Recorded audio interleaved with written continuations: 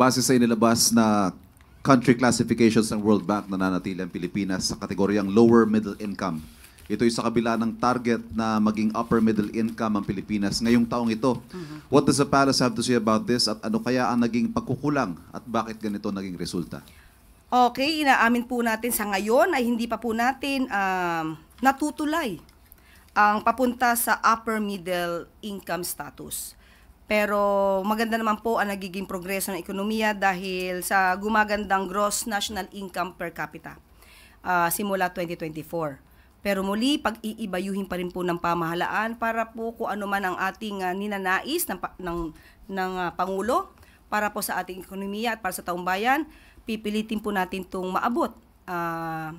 Kahit po siguro mayroon pang mga kondisyon globally sa mga nangyayari ngayon, dodoblehin pa rin po ang pagsisikap ng pamahalaan para po mas maabot natin ang ninanais na maitawid natin ito sa pagiging upper middle income status. Meron po bang gagawing tweaks ang gobyerno sa mga plans and programs to prop up the economy? And is the Marcos administration still confident that we can realistically achieve this goal within its term?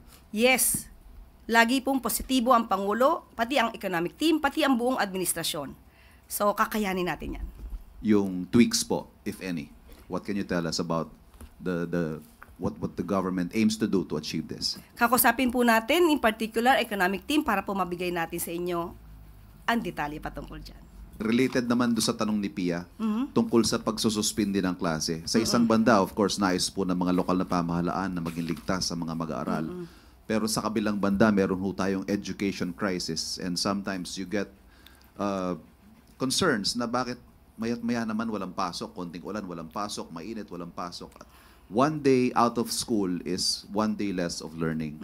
So paano ho kaya dapat balansehin ang pagsususpindi ng klase? Okay, siguro pag-uusapan ito dahil minsan ang klima, ang typhoon ay hindi natin talaga ito na pre-predict basta-basta.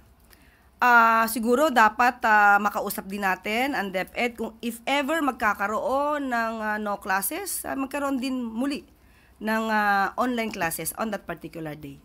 Maganda pong magiging suggestion yon. Salamat.